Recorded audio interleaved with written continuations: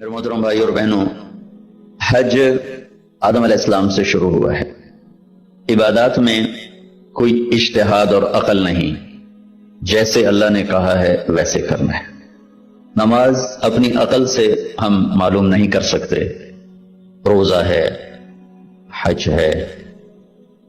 عبادات میں جیسے آسمان والے نے بتایا اور جیسے جناب رسول اللہ صلی اللہ علیہ وسلم نے کر کے دکھلایا، بس ہم نے وہ کرنا ہے۔ باقی چیزوں میں معاملات ہیں، زندگی کی باقی ضروریات ہیں، اس میں زمانے کے لحاظ سے سوچ بچار بھی ہے، تبدیلی بھی ہے، اجتہاد بھی ہے۔ عبادت اسے کہتے ہیں جس میں بس جو اللہ نے کہا، جو اس کے نبی نے فرمایا، کر کے دکھایا، ویسے کرنا ہے۔ ہمارے نبی پاک کا میں تھوڑا سا آپ کو مختصر خاکہ حج کا بتا دیتا ہوں۔ جناب رسول اللہ صلی اللہ تعالی علیہ وسلم نے حج کا جب اعلان فرمایا، یہ 10 ہجری، تو اطراف سے قبائل جمع ہوئے، کوئی 12,000 کا مجمع اکٹھا ہو گیا مدینہ میں۔ 25 تاریخ کو بروز ہفتہ آپ نے نماز ظہر سے پہلے غسل فرما کے 2 چادریں احرام کی نیت کے بغیر 2 چادریں باندھ، کرتا بھی اتار دیا، تہمد بھی اتار دیا۔ سحارا ایک بستی ہے جو آج کل مسقط میں آتی، وہاں سے ایک کپڑا آتا تھا، اس کی آپ نے 2 چادریں لی۔ پھر آپ نے ظہر کی نماز کے بعد اپنے پورے قافلے کو لیا، ذوالحلیفہ جس کو آج کل ابیار علی کہتے ہیں، یہاں آپ نے آ کر قیام فرمایا، اور عصر، مغرب، عشاء اور فجر اور ظہر 5 نمازیں آپ نے یہاں ادا فرمائیں۔ آپ گزر رہے تھے کہ جبریل ہے کہ یا رسول اللہ، اللہ فرما رہے ہیں یہ پاک وادی ہے، یہاں آپ قیام فرمائیں۔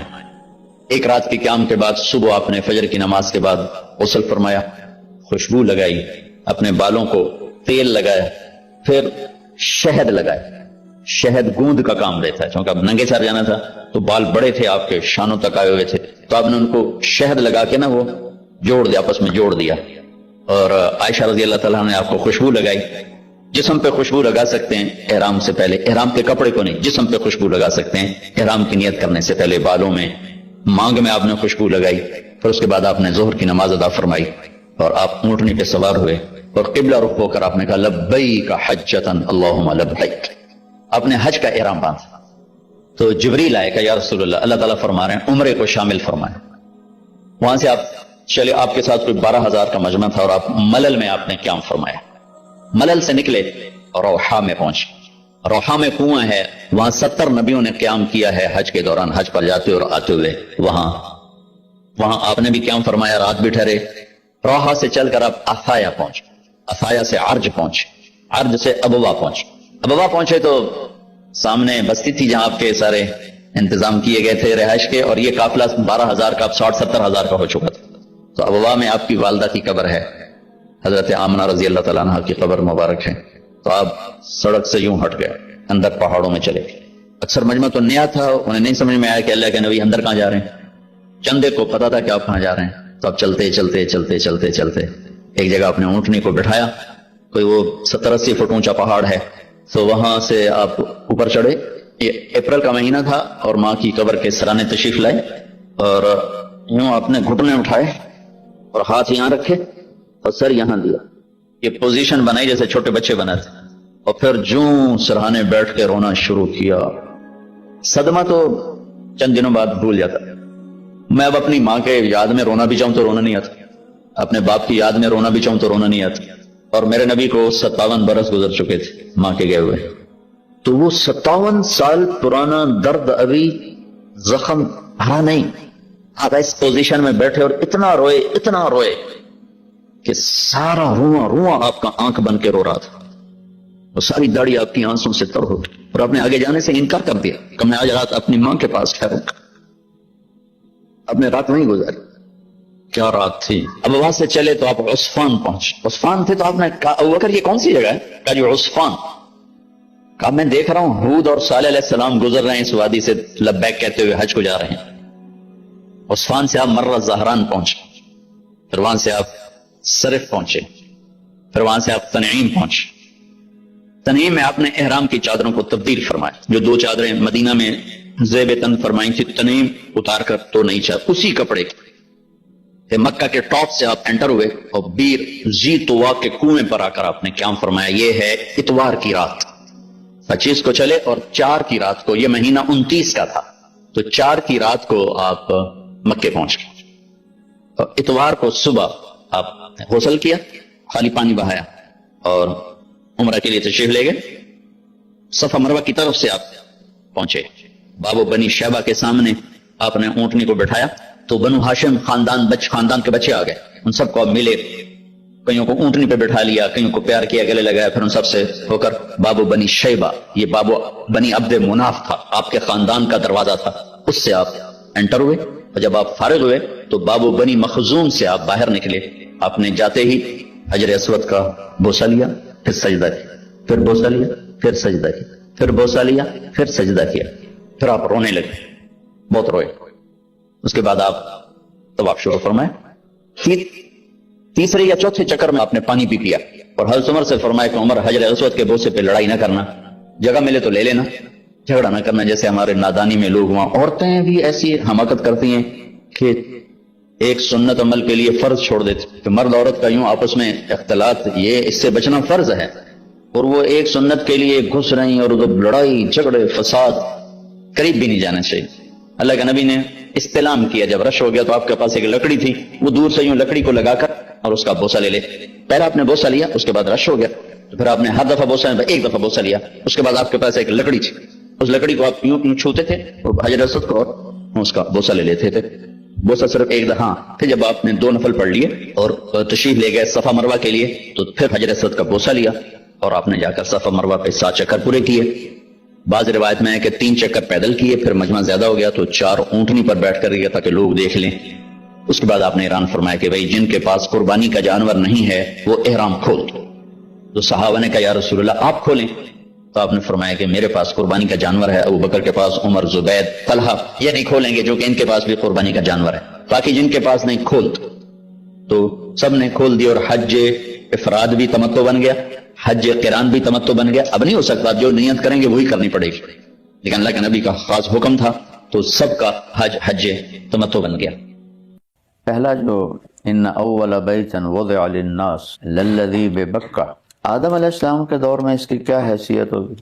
ہم اگر تصور میں لانا چاہیں تو ناممکن ہے۔ تو آدم کو اتارا سری لنکا، وہاں سے چلایا کہ جاؤ میرا گھر بناؤ، کون رہبر تھا، کس طرح وہ یہاں پہنچے ہوں گے، اور یہ اب بھی آپ دیکھ رہے ہیں نشیب ہے، نیچے ہے، اس وقت تو بہت ہی نیچے تھا، یہ صفا مروہ اور جبل ابی قبیس، جبل قیقعان پرانا نام، اس طرف ان کے درمیان یہ پیالی کی طرح وادی، یہاں اللہ نے آدم علیہ السلام سے گھر بنا، بے بکہ، بکہ کہتے ہیں گردن ٹوٹنے، اتنی مشقت اور ازدحام کو، رش کو بکہ کہتے ہیں، رش ہو جانا۔ تو اس وقت تو آدم علیہ السلام کے سوا کوئی بندہ نہیں تھا، اللہ نے نام لیا بے بکہ، اور پھر آدم علیہ السلام کو حج کروائے، ہندوستان سے آتے تھے اور یہاں حج کر کے جاتے تھے، اور دونوں کی قبریں اب ادھر ہی ہیں کہیں ارض مقدس میں، واللہ عالم کہاں پر۔ پھر اللہ کے نبی سے 2000 سال پہلے اللہ تعالیٰ نے ابراہیم علیہ السلام کو کہا کہ بناؤ، ہمارے نبی سے 2000 سال، جبکہ نوح علیہ السلام کے طوفان سے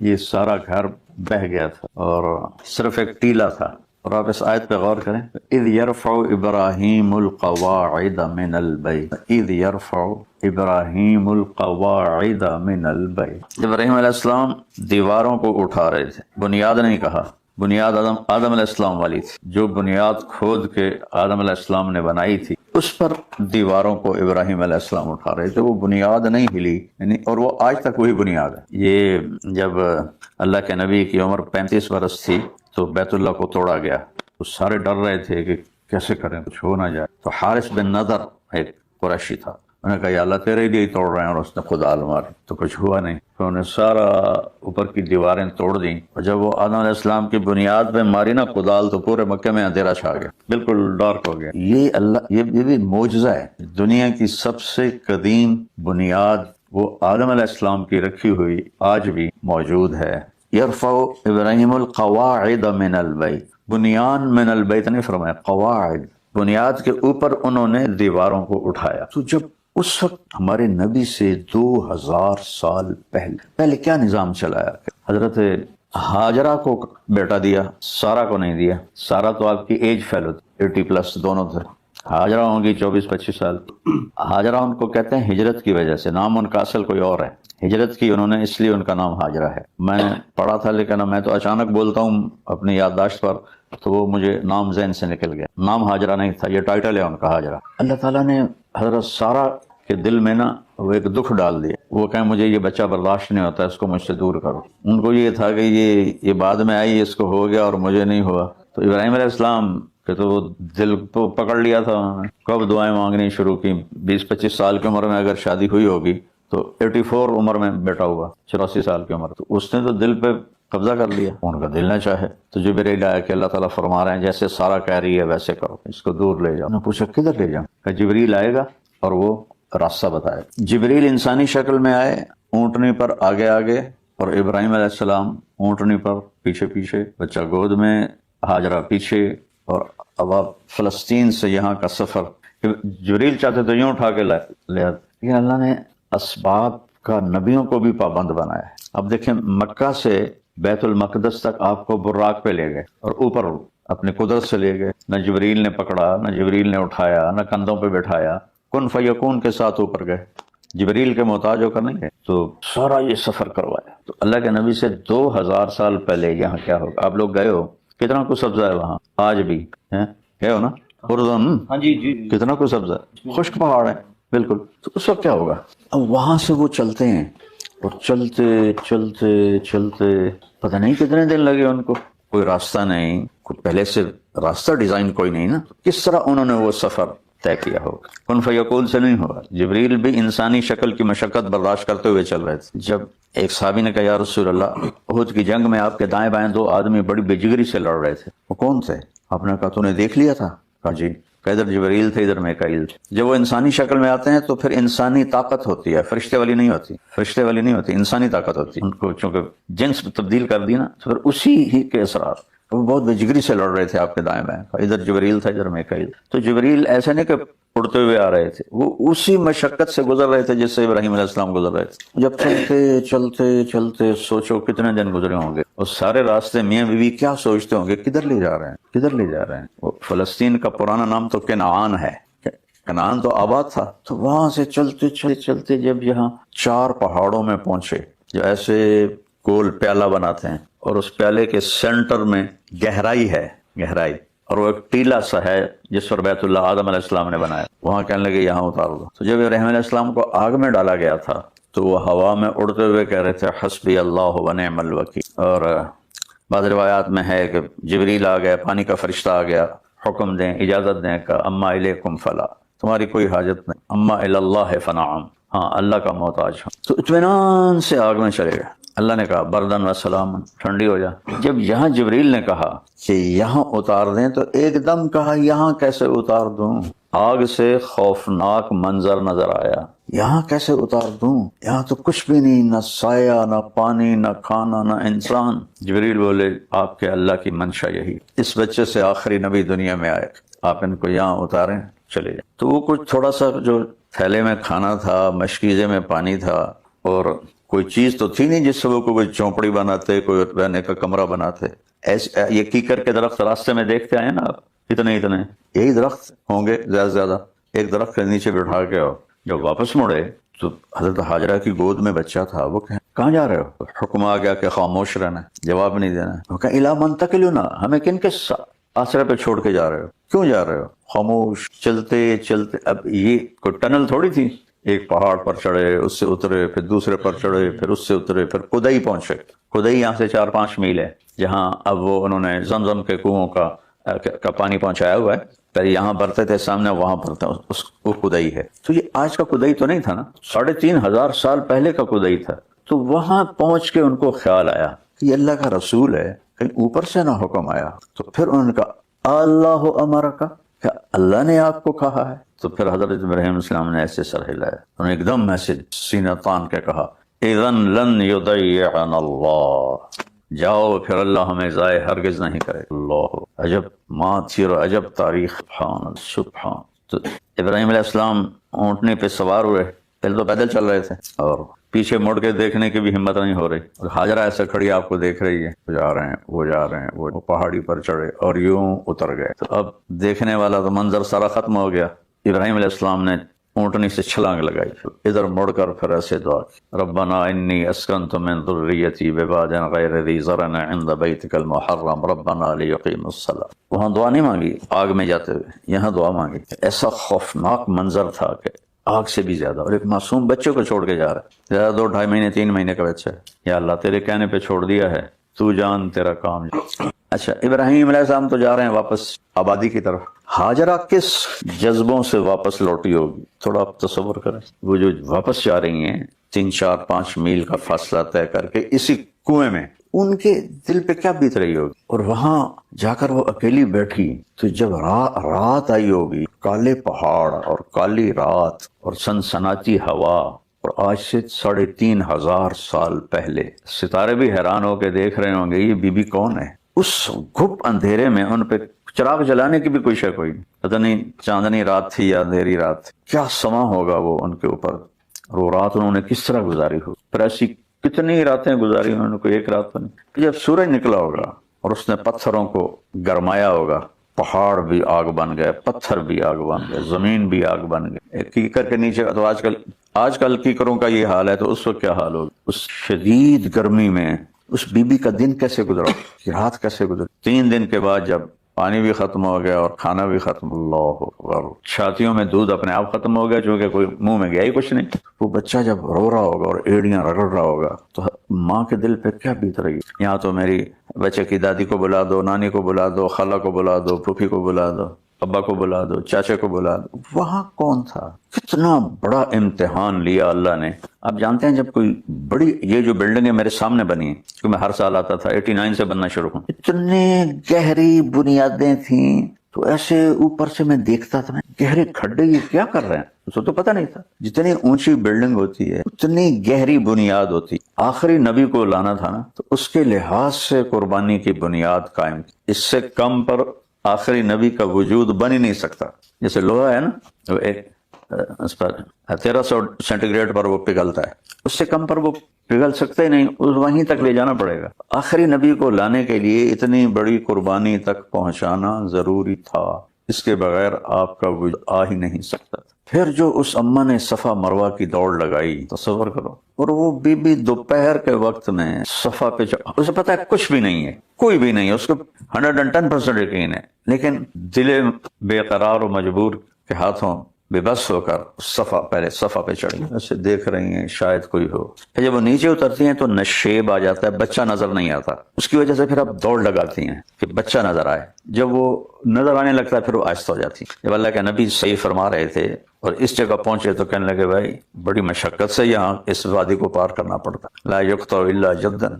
پہلی صحیح جواب فرما رہے تھے حج کے اندر، چونکہ اس وقت تو یہ کوئی رستہ تو نہیں تھا، ایسے پتھر ہی تھے. تو اما ہاجرہ نے کس طرح وہ طے کیا ہوگا. پھر مروہ پہ چڑھتی ہیں، پھر ایسے دیکھیں، پھر کوئی نظر نہیں آتا ہے. 7 چکروں پہ بے پھیپھڑے جواب دے گئے. شکر کریں وہ 7 پر جواب دے گئے، اگر وہ 14 کر دی تو ہمارے تو ہم تو اسی میں پھیپھڑے ہمارے پھٹ جاتے. 7ویں چکر پر وہ بے بس ہو گئیں اور گر پڑی، اور ہمت نہیں ہوئی کہ بچے کے پاس چلی جاؤں. ان کو یہ خیال تھا کہ بس میں یہاں مر جاؤں، وہ وہاں مر جائے، میں اس کو مرتے دیکھ نہیں سکتی. تو ایسی کیا ہے، وہ ٹھہر جاؤ آنکھوں میں تھوڑا سا دم ہے، انہیں دیکھ لیں ورنہ حسرت رہے گی. مسرور انور کا شعر ہے، اللہ اس کی قبر روشن کرے. کیا شعر، ٹھہر جاؤ آنکھوں میں تھوڑا سا دم ہے، انہیں دیکھ لیں ورنہ حسرت رہے گی. تو وہ ماں نے ایسے دیکھا کہ میں آخری نظر ڈال لوں. تو ایک شخص کو کھڑا ہوا دیکھا. وہ جب دیکھا ہے کوئی مرد کھڑا ہے تو وہ مردہ جسم میں جان آ گئی. کون ہے میرے بیٹے کے پاس؟ پھر دوڑ لگائی، جیسے بجھتی شمع بھڑکتی ہے نا. آگے کیا ہو چکا ہے ان کو تو پتہ ہی نہیں تھا. جب وہ پہنچے ہیں تو آدمی غائب، اور اسماعیل کی ایڑیوں سے پانی ایسے. آج تک اس کے سورس کا پتہ کوئی نہیں، آج تک.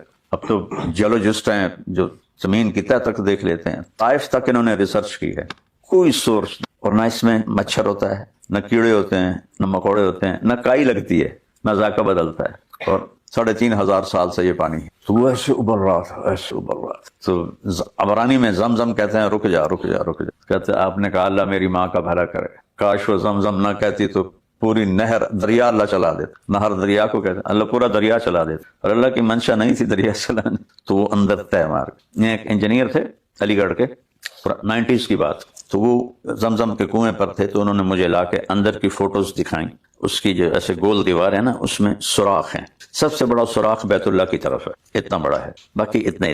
جو ہی موٹر چلتی ہے تو ان سے پانی نکلتا ہے ایسے طوفان کی طرح. پورا سال موٹر چلتی رہے تو پانی نکلتا رہے گا. آج کے دنوں میں 24 گھنٹے چلتی ہے، 24 گھنٹے پانی ٹھاٹھے مارتا نکلتا ہے. اور جو ہی موٹر بند کرتے ہیں وہ جھرنے بند ہو جاتے ہیں. تو کہاں سے یہ پانی آ رہا ہے کوئی معلوم، کسی سورس کے ساتھ جڑا ہوا نہیں. یہ اما ہاجرہ اور حضرت اسماعیل کی قربانی پر اللہ تعالیٰ نے اپنی قدرت کو ظاہر فرمایا. یہ پانی ایک معجزہ ہے اللہ تعالیٰ. تو کچھ دن گزرے تو جرہم قبیلہ، یمنی قبیلہ شام کی طرف جا رہا تھا. تو اس علاقے سے گزرے تو پانی ختم ہو گیا. تو پانی کے لیے ان کے سردار نے دیکھا تو یہاں پرندے گردش کر رہے تھے. اس نے کہا پرندہ ہمیشہ پانی پہ ہوتا ہے، کوئی جاؤ جا کے پتہ کرو شاید یہاں پانی ہو. تو وہ 3-4 آدمی آئے تو دیکھا تو پانی کا کنواں، اور انہوں نے جا کے واپس خبر دی تو وہ پورا قافلہ آ گیا اور آ کر کہا بہن جی ہم یہاں آپ کے ساتھ ٹھہر سکتے ہیں؟ تو انہوں نے کہا ہاں لیکن پانی پہ قبضہ میرا ہوگا. ان کا نہیں، بس ہمیں پینے کے لیے چاہیے. اس طرح اللہ نے یہاں آبادی فرمائی اور قبیلہ جرہم یہاں آ کے آباد ہوا. اور حضرت اسماعیل علیہ السلام انہی میں پروان چڑھے. یہ یمنی قبیلہ تھا.